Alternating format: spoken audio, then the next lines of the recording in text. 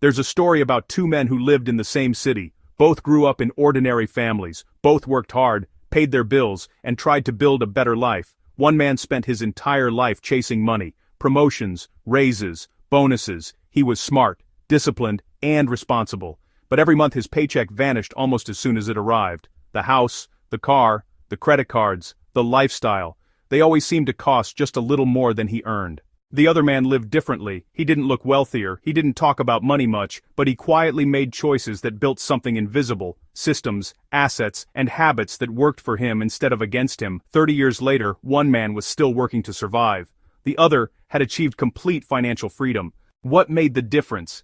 It wasn't intelligence. It wasn't luck. It was how each man thought about money. Here's the truth most people never realize. Money isn't just a tool, it's a game. And like any game, those who understand the rules always beat those who don't. The rich don't just make more money. They think about money differently. They see it as something that can work, grow, and multiply. Most people see money as something to be earned and spent. The wealthy see it as something to be built and deployed.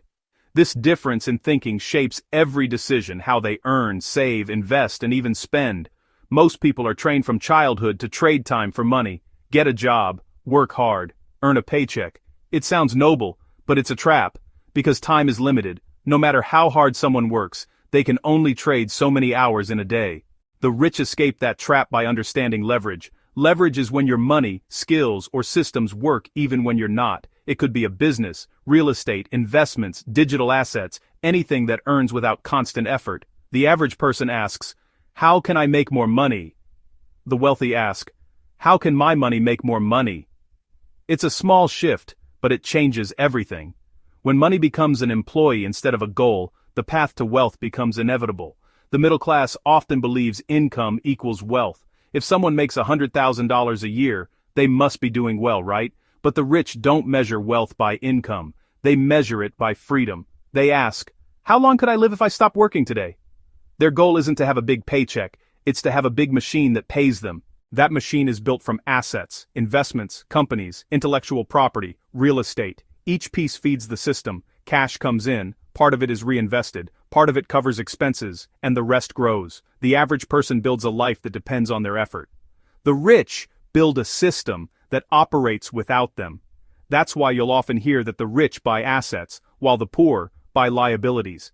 It's not just a phrase, it's an entire worldview. To most people, money represents comfort, safety, or success. It's the thing they use to buy freedom.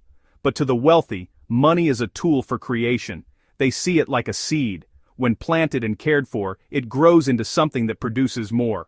That's why the rich don't cling to money, they deploy it. They invest it, risk it, and let it circulate. Most people hold on to money until it loses value. The rich put money into motion, turning it into ownership, growth, and opportunity. They don't spend to feel rich, they invest to become rich. The average consumer asks, "How much does it cost?" The wealthy ask, "What value does it create?" That's why the rich buy expensive assets that grow, and the poor buy cheap things that lose value. A $3,000 laptop that builds an online business is an asset. A $1,000 phone upgrade that adds no value is a liability. The difference isn't in the price tag, it's in the purpose. The rich focus on return on investment.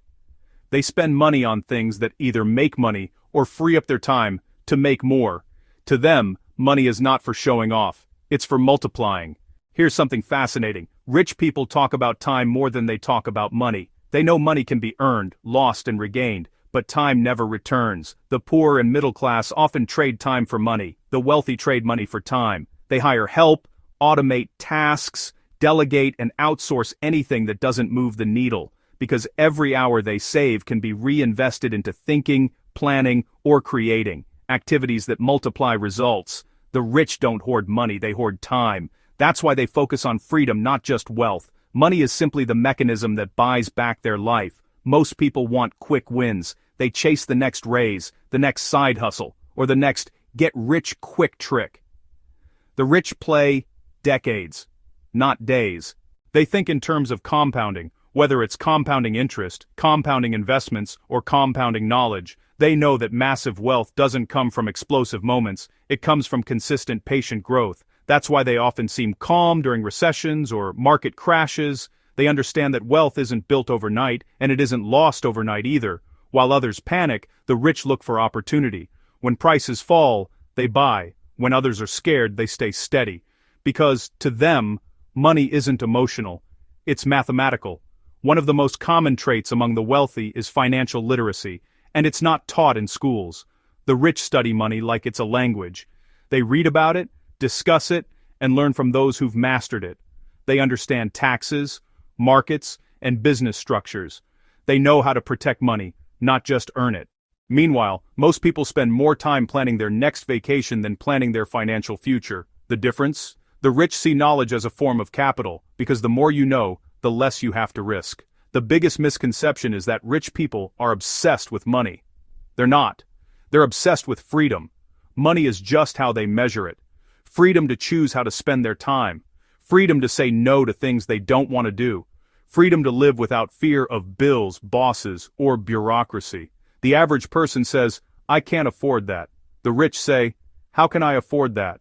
That small difference changes the brain from passive to creative. It shifts the question from defeat to possibility. The rich train their minds to find opportunity, and once your brain learns to see opportunity, you can never unsee it. Most people are taught to avoid risk at all costs.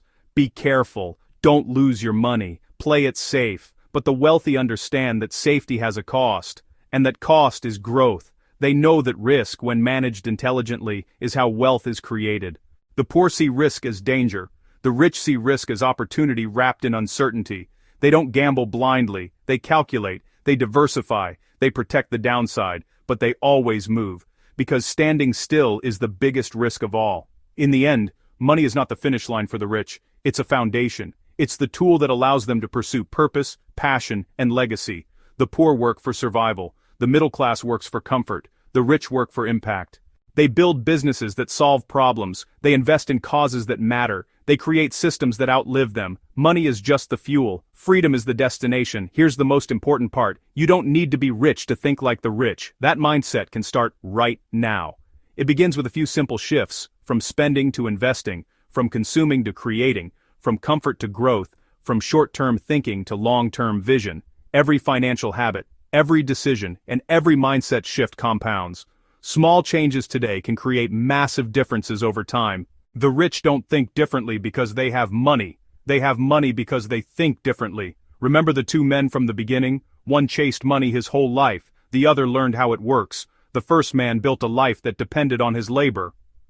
The second built a system that depended on his ideas. They started in the same place, but they didn't end there, because the first man spent his life earning money. The second spent his life building wealth. And that's the difference. Money is not evil, it's not good, it's neutral, a mirror that reflects the way we think and act. If we fear it, it controls us. If we respect it, it serves us. To think like the rich is not to worship money, it's to understand it, to see it not as paper, but as potential. To use it, not just to survive, but to build freedom, impact, and legacy. That mindset is available to anyone who's willing to learn, practice, and apply it, starting today. If you found this video valuable, hit subscribe and join us here on Quit the Rat Race, where we teach you how to think differently about money, work, and freedom. Because escaping the rat race doesn't start with money, it starts with mindset. This video is for educational purposes only and is not financial advice. Always do your own research before making financial decisions.